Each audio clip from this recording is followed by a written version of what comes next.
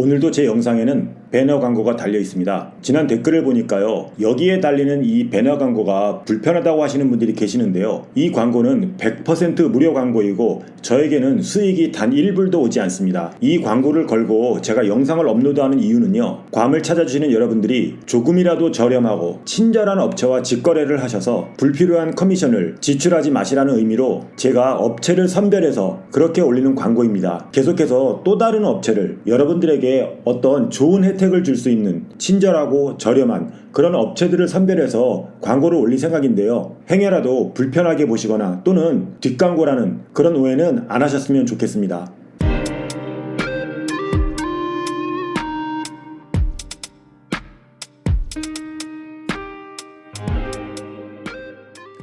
안녕하십니까, 괌투브의 PD 아저씨입니다. 오늘 제가 여러분들에게 해드릴 괌에 대한 이야기는 꼭 괌에만 국한된 이야기는 아니지만 앞으로 괌으로 여행을 오시는 분이 많이 늘어날 것이고요. 또 코로나 이전으로 돌아갈 정도까지 되면 정말 많은 분들이 비행기를 이용하셔서 괌으로 오시거나 또는 해외로 여행을 많이 가실 텐데요. 오늘은 비행기를 이용하셔서 해외로 여행을 하시는 데 있어서 여러분들이 꼭 지켜야 하는 항공보안법에 대해서 이야기를 하고요. 그 항공보안법 위반 사례와 그에 대한 처벌에 대해서 좀 이야기를 해보도록 하겠습니다. 우선 관련 이야기에 앞서서 미리 말씀드릴 것은 이 항공보안법의 적용은 국제항공협약에 따라서 국제법상 속지주의에 따라야 합니다. 즉 항공기 내에서 사고가 난 후 가장 먼저 착륙하는 나라, 공중폭발 등 사고가 났다면 사고가 난 국가의 법령에 따르게 되어 있습니다. 하지만 그 항공기의 국적, 국가와 협의 처리하는 것이 국제적인 관례입니다. 그러니까 여러분들이 여기서 꼭 아셔야 될 것은 만약 괌으로 오는 비행기 안에서 문제가 발생하거나 또는 문제를 일으킨다면 도착지인 괌, 그러니까 미 연방항공보안법에 의해서 처벌을 받는다는 것입니다. 미국 연방항공보안법은 워낙 엄격하기로 소문이 나 있는데요. 미국 연방항공보안법과는 별개로 모든 항공사는 항공사에 맞는 그 항공사에서 정한 내규가 분명히 있습니다. 매체를 통해 아시는 분들은 아시겠지만 지난 4월 26일 한국의 여성 DJ 소다라는 분이 뉴욕 공연을 마치고 LA로 가는 비행기에 탑승했다가 출발 직전 갑자기 쫓겨날 뻔한 일이 있었습니다. 문제의 원인은 이분이 입고 있었던 바지에 프린팅이 된 그 문구 때문이었는데요. 본인은 이 바지를 입고 수개월간 미국 전역을 돌면서 투어 공연을 다니는 동안 아무런 문제가 없었는데 해당 항공사만 비즈니스석에 앉아서 웰컴 드링크까지 마셨는데 갑자기 남자 직원이 다가와서 어떤 이유도 설명을 해주지 않고 짐을 다 가지고 비행기에서 내리라고 했다는 것인데요. 결국 이분은 비행기 입구에서 모두가 보는 가운데서 바지를 벗고 바지를 뒤집어 입고 나서야 사정사정해서 그 비행기를 이용할 수 있었다고 합니다. 항공기 보안 직원은 바지에 프린팅된 글귀 때문에 그 글들이 다른 승객에게 불쾌감을 줄 수 있다라는 이유로 탑승을 거부했던 것인데요. 해당 DJ는 SNS를 통해서 8년 동안 투어를 다니면서 비행기에서 쫓겨난 것은 처음이다. 모두가 보는 앞에서 바지를 벗고 뒤집어 입은 것도 처음이다. 더욱이 개인의 자유를 존중해주는 국가인 미국에서 이런 일이 벌어졌다는 것은 믿을 수가 없다. 다시는 누구에게도 이런 일이 벌어져서는 안 된다라며 분노의 글을 올렸었는데요. 이 사건을 보시고 여러분들의 생각은 어떤지 제가 좀 궁금한데요.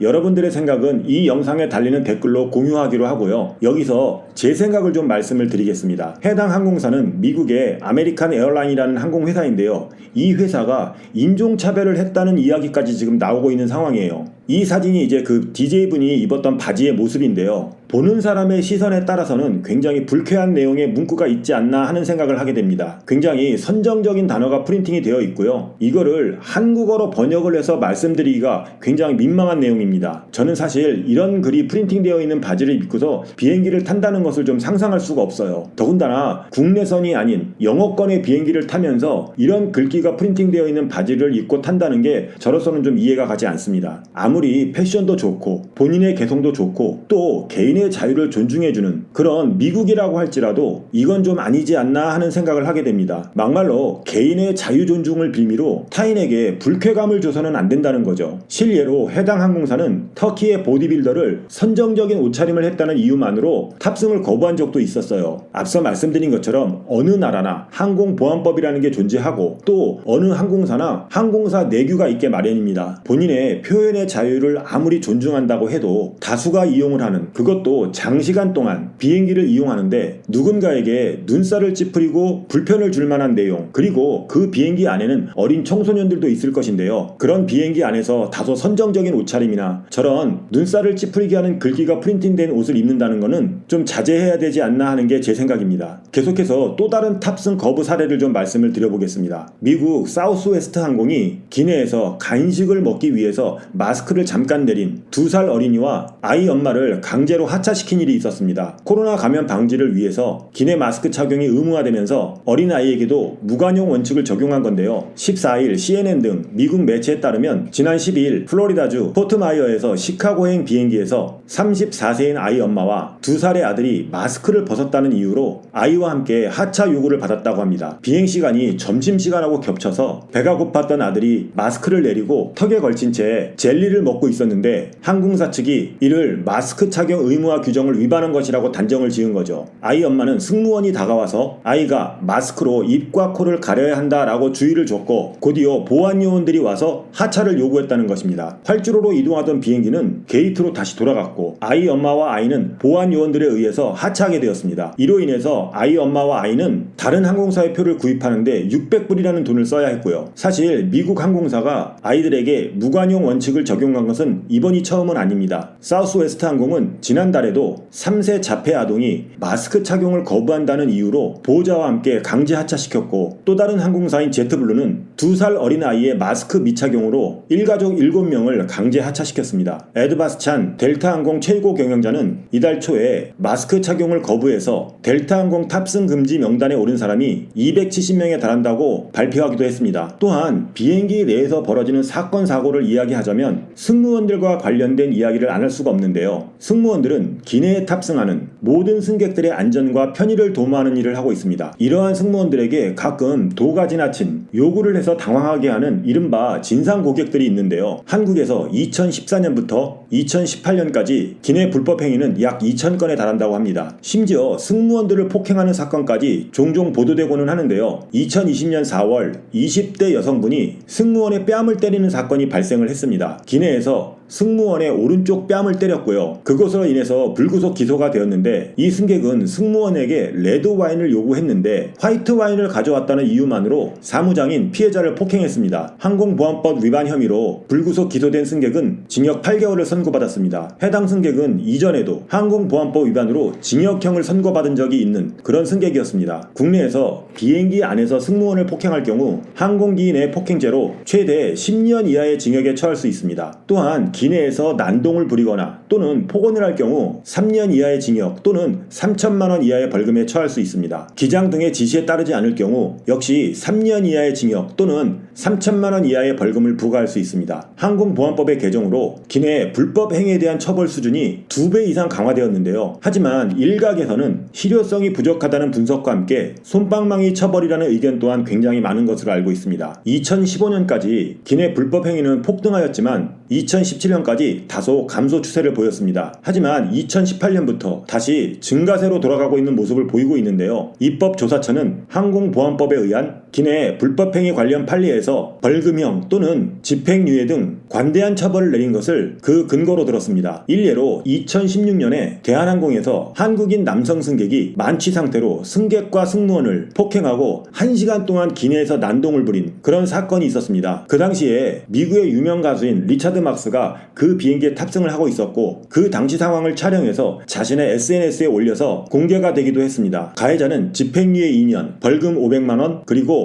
200시간의 사회봉사 활동을 선고받았었고 검찰은 이것은 좀 약하다 해서 항소를 했었고 구속된 상태에서 집행유예로 풀려났던 가해자도 똑같이 항소를 했었습니다. 그러나 인천지방법원이 양쪽의 항소를 모두 기각하고 원심형이 확정되었는데요. 이 사건은 국제적으로도 굉장히 이슈가 됐던 비행기 난동 사건으로 알려져 있습니다. 결과적으로 집행유예를 받았기 때문에 벌금형이나 사회봉사 외에는 큰 처벌이 없었기 때문에 네티즌으로부터 굉장한 분노를 사기도 했었습니다. 필리핀의 세부 퍼시픽에서도 황당한 이유로 승객이 승무원을 폭행한 사건이 있었습니다. 승무원에게 짐을 넣어달라고 부탁을 했고 승무원은 승객들의 짐을 넣는 것을 도와줬습니다. 하지만 해당 승객은 착륙 후에 승객들이 모두 내리고 난 후에 해당 승무원을 불러서 뺨을 때리는 일이 있었습니다. 그 이유가 아저씨가 다른 사람의 짐은 넣어주고 자기의 짐은 안 넣어줬다는 이유였어요. 이 사건이 발생하자 필리핀의 세부 퍼시픽 항공사는 가해자를 영구적으로 탑승객 리스트에서 제외했고 별도의 소송 계획도 밝혔습니다. 필리핀에서는 승무원을 폭행할 경우 최대 약 1,180만 원의 벌금을 부과하고 징역 3년형이 선고됩니다. 해당 사건은 전 세계 승무원들의 페이스북에 공유가 되면서 논란이 더욱더 커졌었던 일이었습니다. 또한 중국에서는 날씨 때문에 비행기가 계속 결항이 되자 화가 난 승객들이 승무원에게 달려가서 폭행을 하는 일이 벌어졌습니다. 승무원들은 결항 원인에 대해서 설명을 하면서 잠시만 기다려줄 것을 이야기했지만 분노에 찬 승객들이 승무원들에게 달려가서 물건을 던지고 심지어 승무원의 뺨을 때리기까지 했던 일이었습니다. 하지만 항공사 측은 향후에 해당 승객들은 단순히 블랙리스트에 추가하겠다는 그런 입장만을 내세웠습니다. 이 외에도 인천공항에서는 한 중국인 승객이 면세점에서 쇼핑을 하다가 비행기가 놓쳤다는 이유로 한국인 직원을 폭행하는 일이 벌어졌었습니다. 이 중국 사람은 이 행위로 인해서 한국 항공보안법에 의거 입건이 되기도 했는데요. 이처럼 비행기 안에서 그리고 공항 내에서 크고 작은 사건 사고들이 발생을 하고 그에 대한 처벌 수위도 점점 높아지고 있습니다. 즐거운 여행길에 본인은 물론 함께 탑승하는 다른 분들을 위해서 비행기 안에서의 에티켓은 꼭 지켜주시라고 당부드리고 싶습니다. 여기서 잠깐 괌으로 오고 가는 비행기에 대해서 마지막으로 이야기를 하도록 하겠습니다. 괌으로 여행을 해보신 분들은 아시겠지만 한국에서 늦은 밤에 출발을 해서 괌에 새벽에 도착하는 비행기가 있고 또 괌에서 늦은 밤에 출발을 해서 한국에 새벽에 도착을 하는 그런 비행편이 있습니다. 저 역시 그런 비행편을 이용해 봤었는데요. 그런 비행기를 이용하다 보면 많은 분들이 어린아이들에 의한 소음으로 불편해하시는 분들이 굉장히 많습니다. 4시간 반의 짧은 비행이지만 많은 경험을 해보신 어른들과는 다르게 어린아이들은 처음 경험을 해보는 거다 보니까 불편하고 귀가 아프기 때문에 좀 칭얼거리고 시끄럽게 하는 경우가 덜어 있습니다. 또한 등받이를 발로 차거나 장난을 좀 시끄럽게 해서 눈살을 찌푸리게 하는 행동들을 볼 수가 있는데요. 사실 이거보다 더 불편한 것은 적극적으로 대처하지 않는 부모님들의 모습입니다. 적극적으로 달래거나 또는 장난치는 것을 적극적으로 제지하지 않고 주변 분들에게 미안하다는 말 한마디만 해도 많은 분들이 좀 불편을 감수하게 마련인데요. 그조차도 하지 않는 부모들이 계시다는 거죠. 똑같은 항공료 내고 똑같이 즐거운 여행이고 똑같이 피곤하게 귀국하는 길인데 아이를 동반하신 부모님들이 좀 더 적극적으로 대처하고 또 미안하다는 말을 한마디만 하면 함께 가시는 모든 분들이 넓은 마음으로 이해를 해주실 거라고 저는 생각을 합니다. 끝으로 인터넷에 떠있는 가슴 따뜻한 사진 한 장을 보여드리면서 영상을 마무리하도록 하겠습니다. 편지의 내용을 보자면 내 이름은 마들린이에요. 12월 17일이면 1살이 되고 이번 여행은 저의 첫 비행이랍니다. 제가 할 수 있는 한 좋은 모습을 보이려고 하겠지만 무서워하거나 귀가 아파서 침착함을 잃을 수도 있어요. 그 점에 대해서 미리 사과드립니다. 엄마 아빠가 맛있는 선물을 준비했어요. 제 울음소리가 불편하신 분들을 위한 귀마개도 들어있어요. 즐거운 여행이 되시길. 관 PD